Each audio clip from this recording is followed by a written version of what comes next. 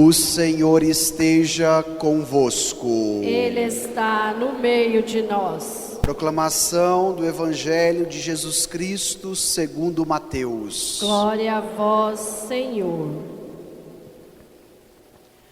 Naquele tempo, disse Jesus aos seus discípulos: Vós sois o sal da terra. Ora, se o sal se torna insosso, com que salgaremos? Ele não servirá para mais nada, senão para ser jogado fora e ser pisado pelos homens. Vós sois a luz do mundo. Não pode ficar escondida uma cidade construída sobre um monte. Ninguém acende uma lâmpada e a coloca debaixo de uma vasilha, mas sim num candeeiro, onde brilha para todos que estão na casa. Assim também, brilhe a vossa luz diante dos homens, para que vejam as vossas boas obras e louvem o vosso Pai que está nos céus. Palavra da salvação. Glória a vós, Senhor.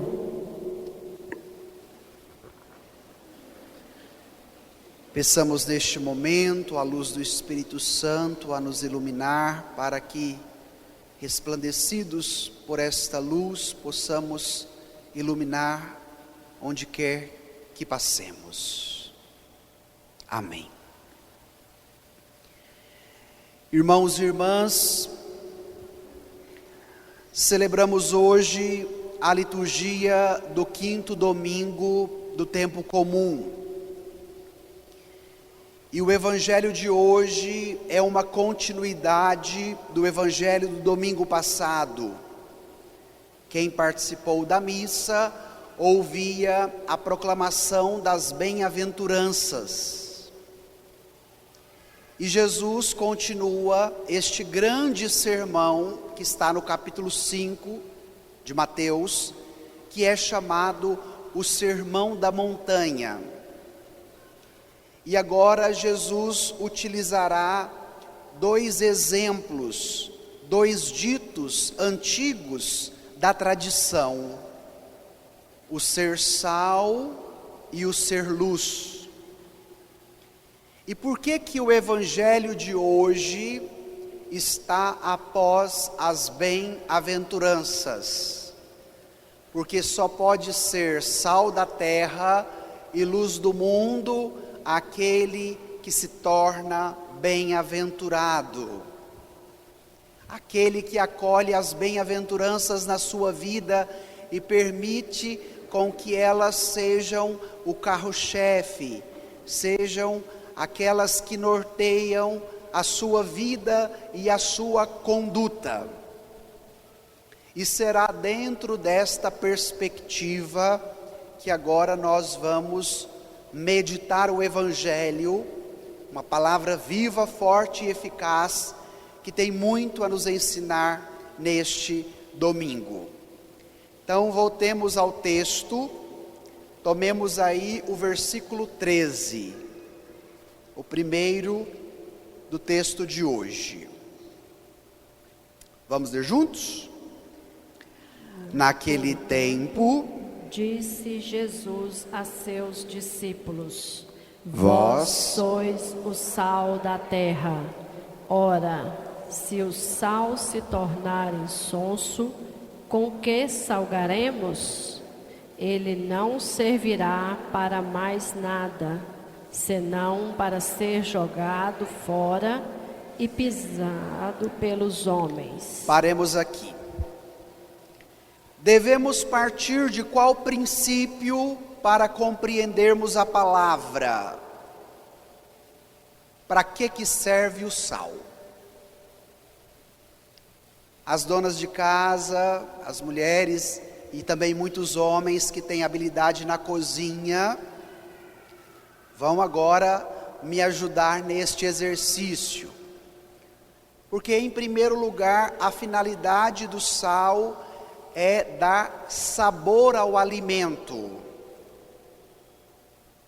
Mas olha que interessante, o sal, ele tem como finalidade realçar aquilo que já é próprio do alimento.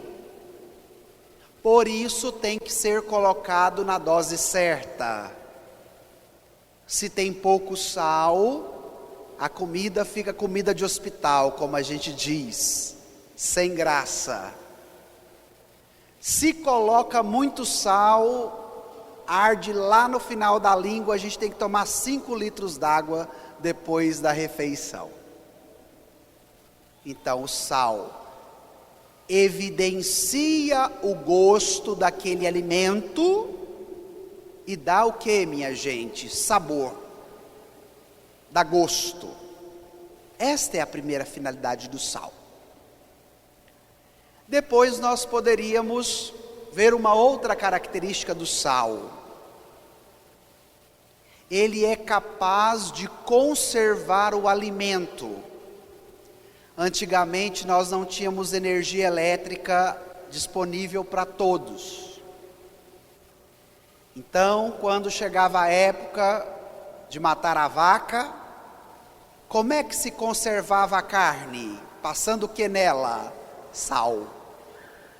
Então o sal, além de dar o sabor, além de evidenciar o gosto, o sal também tem a capacidade de conservar o alimento.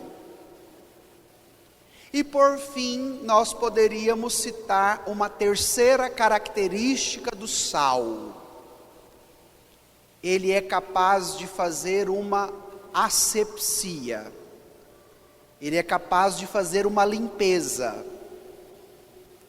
Eu me recordo uma vez que era criança, estava na fazenda, caí, cortei a perna, meu avô foi lá e pegou um punhado de sal e colocou no machucado.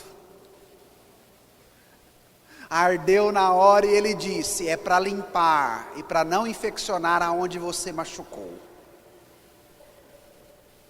Por que tomar estas 3 características do sal que fazem parte do nosso cotidiano? Dar gosto, conservar e limpar. Porque Jesus utiliza a metáfora nos dizendo, vós sois o sal da terra. E como bem-aventurados aqueles que se abrem à boa notícia das bem-aventuranças, aonde está, dá um gosto diferente no ambiente e na vida das pessoas.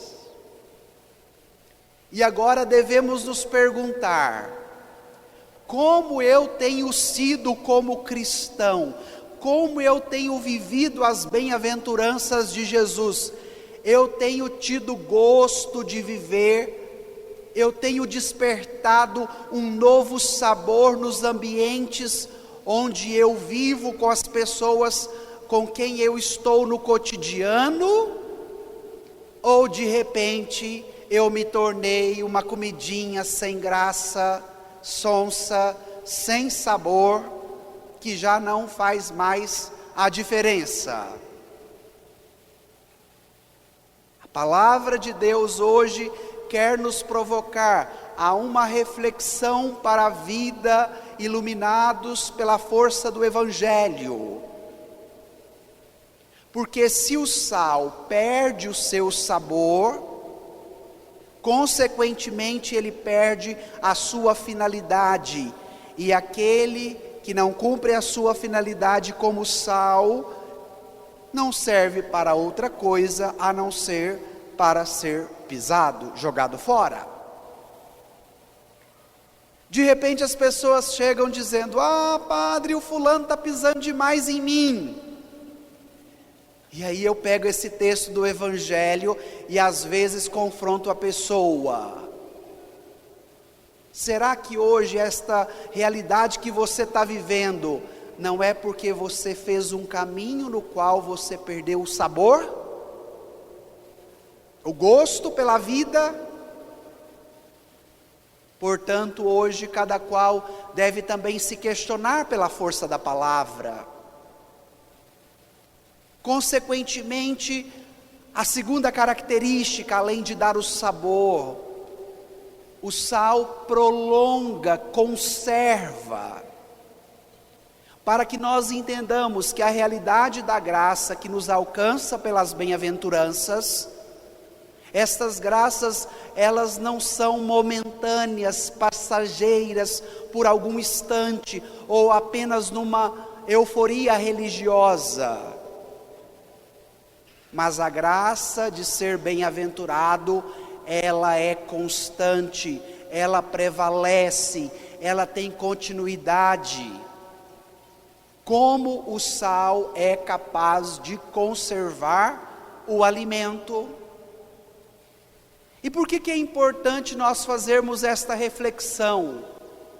Porque diante da nossa cultura líquida, com o bombardeio de imagens, informações que recebemos a todo momento, de repente somos levados e moldados por uma dinâmica do descartável, do momentâneo, apenas do agora. E a palavra nos exorta a uma nova virtude, a uma nova forma de viver e de ser. Porque, olha que interessante, Jesus vai no princípio. Ele vai dizer: vós sois o sal. Ele não diz apenas para salgar por onde passar, mas ele diz sobre a essência. E partindo daí, nos abrindo à força da palavra que hoje vem ao nosso coração, somos capazes de compreendê-la para que ela possa ser traduzida na vida. E que já não seja mais você um cristão de fase, ora sou, ora não sou, ora estou na igreja, ora não estou na igreja, mas que o sal que é capaz de conservar e de prolongar, nos fala de continuidade, de perseverança, de afinco no caminho da fé, possa alcançar o seu coração e não te permitir ser apenas um cristão de temporada, ser um cristão de vez em quando, ser um cristão de quando te convém. Mas como o sal conserva o alimento, que você também conserve a graça de Deus na sua vida, que ela seja para todos os dias, para todos os momentos, para todos os domingos, para todos os anos da sua vida. Jesus hoje te diz: vós sois o sal da terra. E por fim, a terceira característica: o sal faz a asepsia, faz a limpeza, faz a purificação. Por isso que ele é capaz de conservar e por isso que ele é capaz de dar gosto.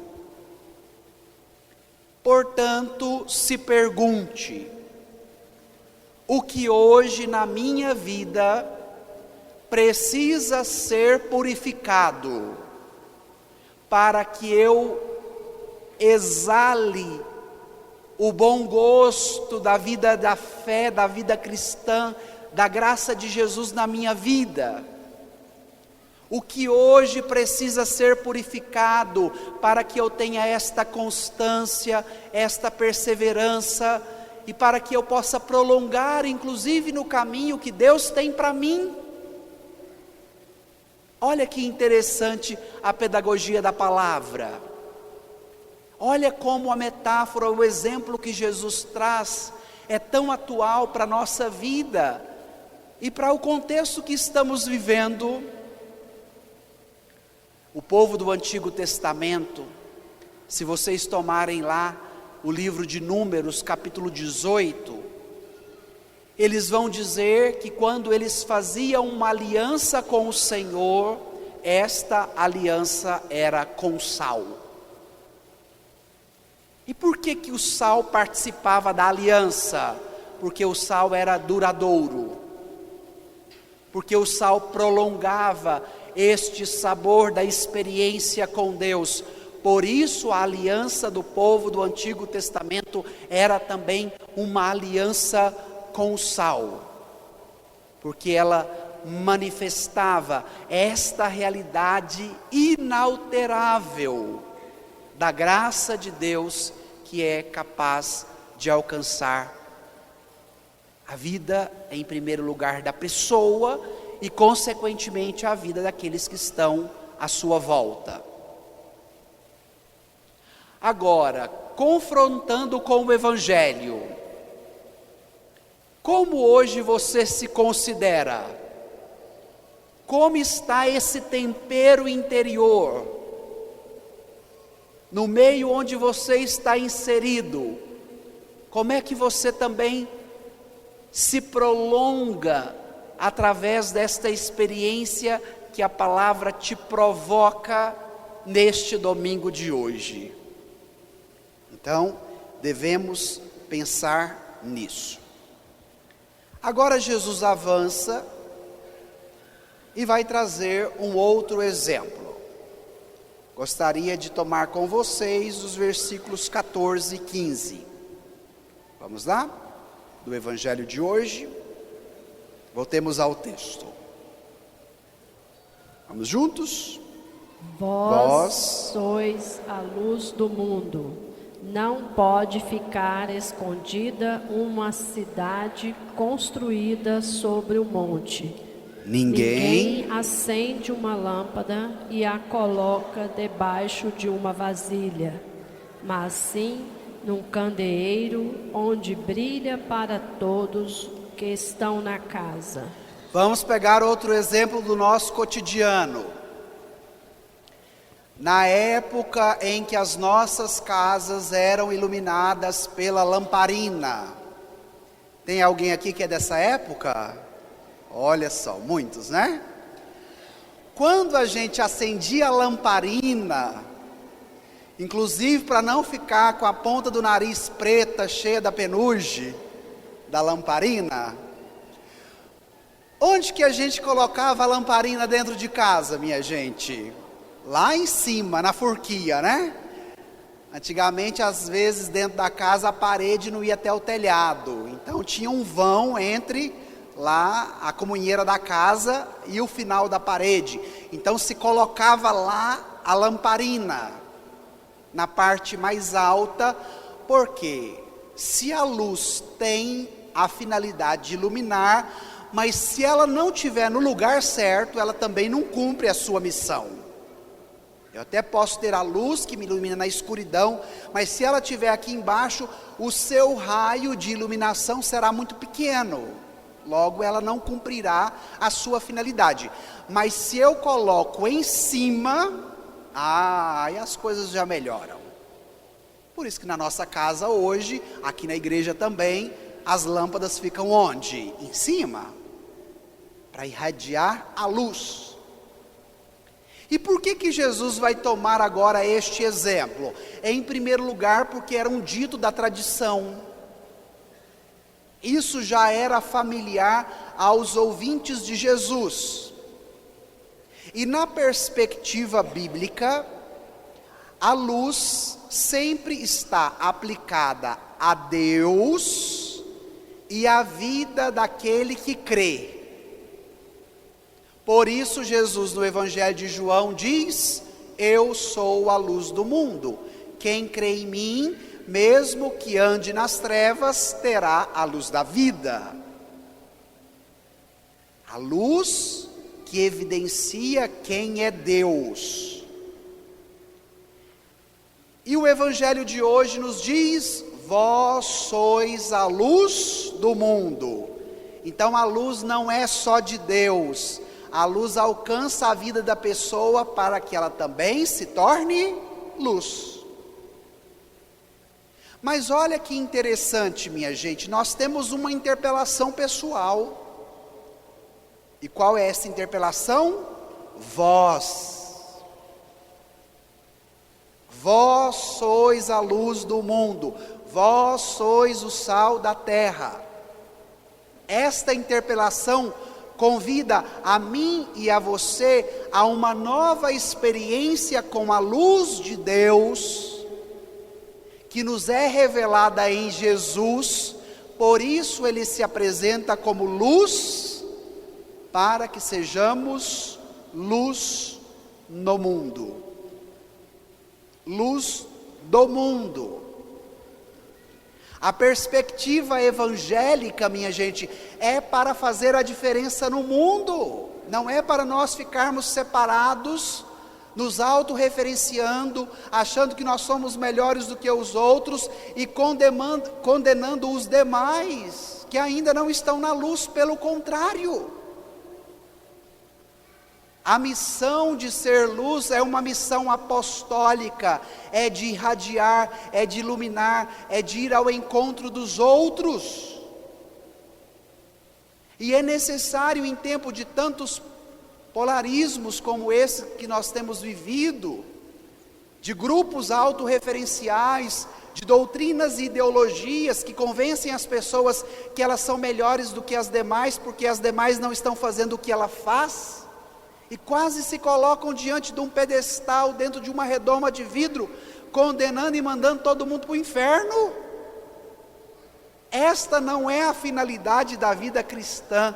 A finalidade da vida cristã é se abrir à luz de Jesus, permitindo que você se torne luz para cumprir a missão, iluminar a escuridão. Como a lamparina tinha a missão de iluminar a nossa casa diante da escuridão. Logo, o fiel, aquele que crê, é luz porque ele segue Jesus, que é a luz do mundo. Nós não temos luz própria. A luz que nos ilumina, que nos torna luz e que é irradiada na vida dos outros, existe uma fonte. E esta fonte se chama Jesus. E aqui eu queria pegar a metáfora da escuridão em duas perspectivas. A primeira, nós temos dificuldade com a escuridão, porque ela nos incomoda. Hoje, habituados com a luz solar e depois à noite com a luz elétrica, quando acaba a energia, logo nós queremos encontrar uma lanterna, uma vela, alguma coisa que nos ilumine, porque a escuridão nos incomoda. E por que nós temos essa dimensão interpelativa pela luz? Porque nós somos filhos da luz. Nós fomos criados para sermos luz. Por isso que a escuridão nos incomoda. E se tomarmos o livro do Gênesis, lá no início da Bíblia, o que é a primeira coisa que Deus cria? A luz. Se vocês lerem no livro do Gênesis, Deus diz: faça-se a luz, e a luz foi feita. Então esta é a primeira perspectiva. E a segunda, voltando à questão da escuridão. Se eu faço a opção por caminhar na escuridão, eu me acostumo com ela. E consequentemente eu crio mecanismos que me protegem, que me legitimam para que eu permaneça na escuridão. Então, duas dimensões. A primeira da escuridão, que nos incomoda, porque existe uma finalidade maior do que ela, que nos interpela e que nos motiva, que é a luz. Mas ao mesmo tempo há esta outra dimensão, do comodismo que me convence e que me faz acostumar com a escuridão. Por que eu quero trazer estas duas perspectivas? Porque hoje o Evangelho nos toca nesta realidade. Não se permita se acostumar com a escuridão. Não queira argumentos que te legitimem, que te convencem que lá é o seu lugar e que você não deve sair de lá, porque de repente tem uma vontade desordenada que te leva sempre por este caminho. Mas faça do ambiente da escuridão que de repente você pode enfrentar um ambiente de indigestão, de questionamentos, de inconformidade, porque hoje Jesus te diz: você é luz. Por mais que a escuridão queira te convencer que lá é o seu lugar para você ficar acomodado na vidinha medíocre que você já está levando, não se permita. Abra os ouvidos para Jesus, porque hoje Ele te diz: vós sois a luz do mundo. Este vós é uma chamada de atenção para nos interpelar no mais profundo, porque lá existe luz, mesmo que andemos pelas trevas. A nossa essência, o nosso eu original, criado à imagem e semelhança de Deus, é bom, é luz, tem gosto, tem sabor, mas de repente nós nos acomodamos, e a palavra quer te dar uma sacudida neste domingo, meu irmão, para que você cumpra a sua finalidade última, para que você cumpra a sua missão e para que você se realize. Se o sal perde o seu sabor e se torna insosso, ele é jogado fora e pisado pelos homens. Se a luz não é colocada no lugar certo, se ela perder o seu furor, o seu brilho, ela também não cumpre a sua missão. Agora vamos trazer esta provocação do Evangelho para a nossa realidade. Qual é o maior desafio deste período pós-pandêmico? As pessoas não encontrarem sentido para a sua existência. De repente tem uma condição de vida boa, tem trabalho, tem casa, tem alimentação, tem uma vida já estruturada, mas interiormente indigesta, vazia, triste, angustiada, depressiva, porque já não encontra mais sentido para existir. Este diagnóstico da nossa realidade, que é muito doloroso e nos maltrata muito, tem que ser iluminado pela luz da palavra. Por que que nós ficamos com fome, tendo a geladeira e o armário cheio? Porque se nós não voltarmos ao princípio, se não regressarmos ao essencial, vamos ser famintos com armários e geladeiras cheias. Ser sal da terra, ser luz do mundo, são duas provocações que nos motivam a voltarmos para a nossa essência, que é boa, que é positiva, que tem um gosto maravilhoso, que tem muita luz para irradiar e para brilhar. E a vida, a existência só encontrará sentido quando fizermos o caminho do Evangelho. Por isso vós sois sal da terra, por isso vós sois luz do mundo. E olha que interessante, a luz é uma realidade abstrata, não se pode pegar, não se pode materializar. E o sal já é uma realidade concreta. Por que Jesus utiliza essas duas metáforas? Para falar das nossas realidades como um todo. Nós somos seres subjetivos e objetivos. Nós somos seres corporais e espirituais. Por isso o elemento concreto, o sal, e por isso o elemento abstrato, a luz. Então olha como a palavra é bela e como ela traz o refinamento para dar uma nova qualidade para a nossa existência, tanto no sabor quanto na luz. Por isso, meu irmão, seja luz da vida, seja luz com Jesus para que ela brilhe para todos. Padre, eu tomo a decisão, quero viver esta experiência da palavra, o que eu preciso fazer?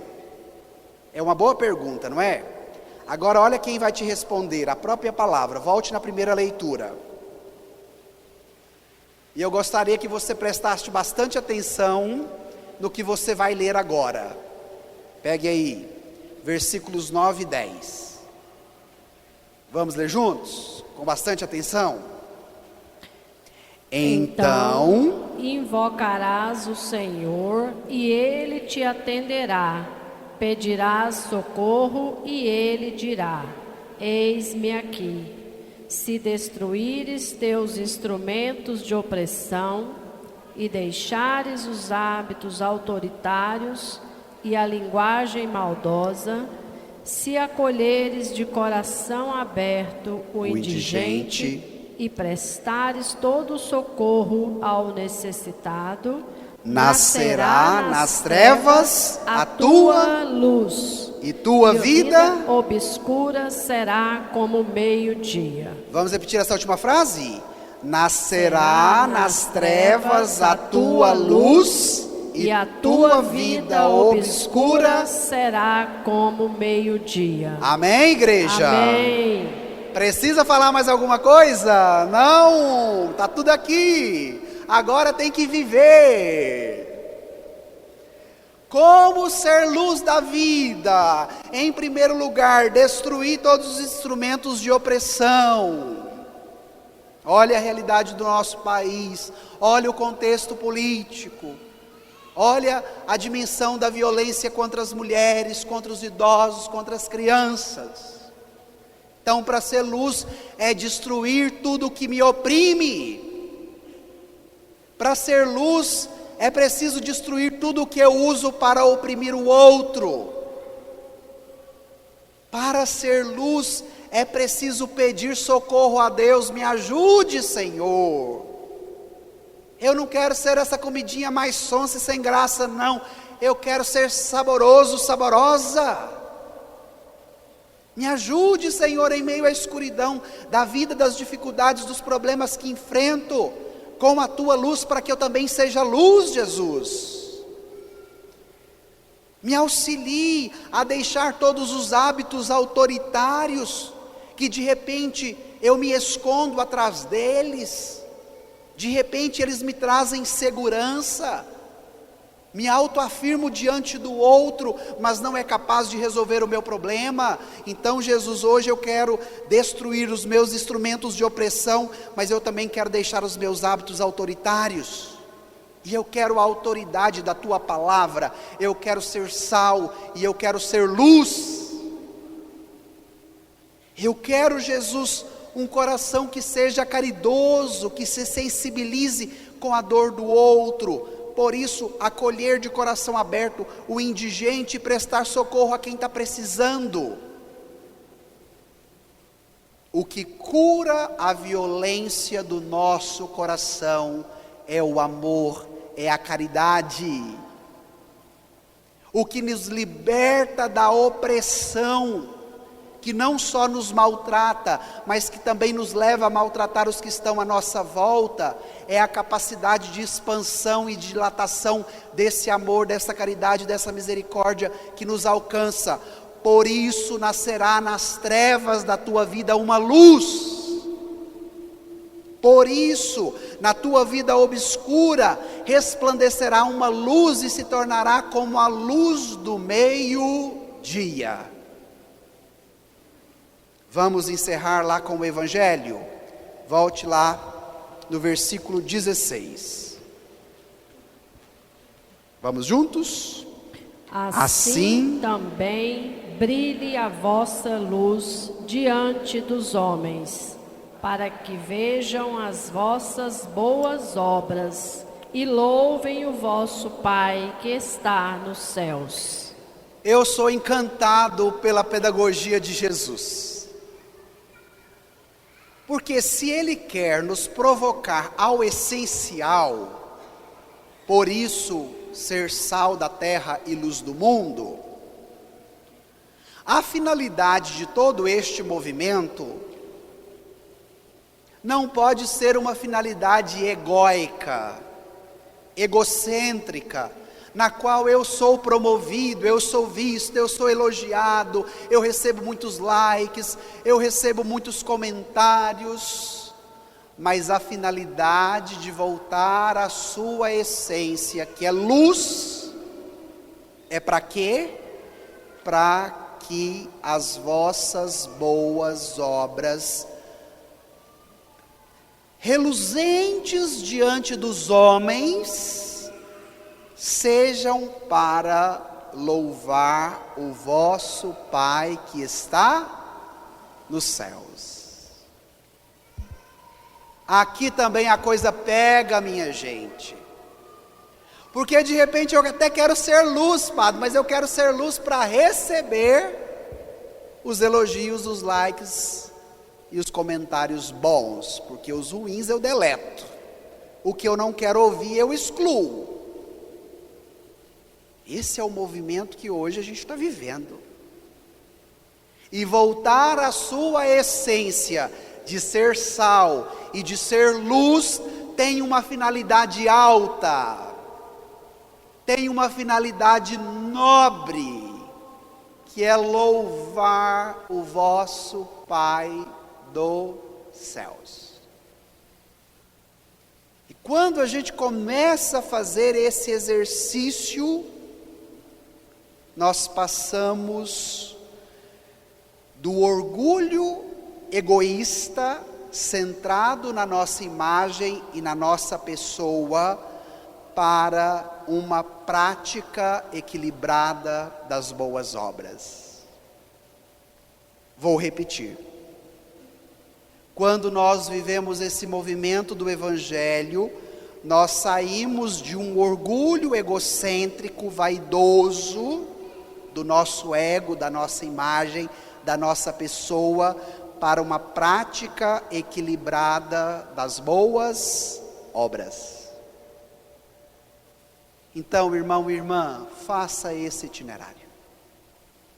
Se abra a este caminho e permita com que a palavra de Deus hoje seja o sal que te salgue, que te dá sabor, que prolongue, que faça asepsia, que limpe.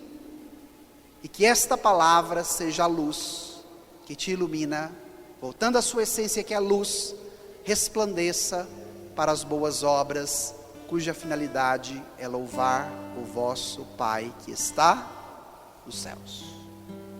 Então agora você vai deixar o seu folheto de lado, mesmo que de repente você esteja com calor, e você vai fazer um exercício, num breve instante, refletir sobre você e sobre como está a sua vida, diante do que o Evangelho hoje te disse, ser sal e ser luz. Como é que está esse tempero aí dentro? Como é que está esse sabor? Há o prolongamento da graça de Deus, da constância dele na sua vida? Você sente esse gosto de viver e de querer ajudar os outros a terem sabor de vida? Então vai pedindo para Jesus agora, Eu sou o sal da terra. Eu sou o sal da terra.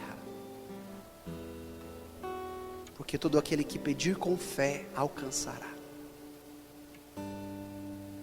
Os caminhos que você tem trilhado, você tem andado na luz ou nas trevas?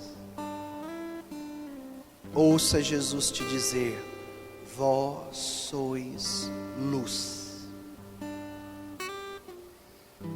Peça a Ele agora para voltar com você no seu eu original, onde há fonte de luz. Peça a Ele agora para que a luz dele alcance a tua luz, e assim você possa resplandecer as vossas boas obras. Por isso que é luz. A luz gera boas obras, e a finalidade, louvar o vosso Pai dos céus. Há quanto tempo você não agradece a Deus? Há quanto tempo você não louva? Então faça essa experiência. Obrigado, Senhor, porque Tu dás um novo sabor para a minha vida e me chama a ser sal da terra. Obrigado, Jesus, porque Tu és a luz do mundo, e me iluminando também me diz: vós sois luz do mundo. Dai-me esta graça, Senhor, porque é dela que eu preciso.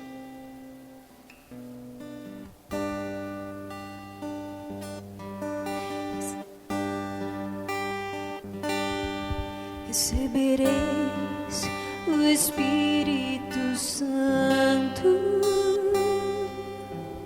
e sereis minhas testemunhas,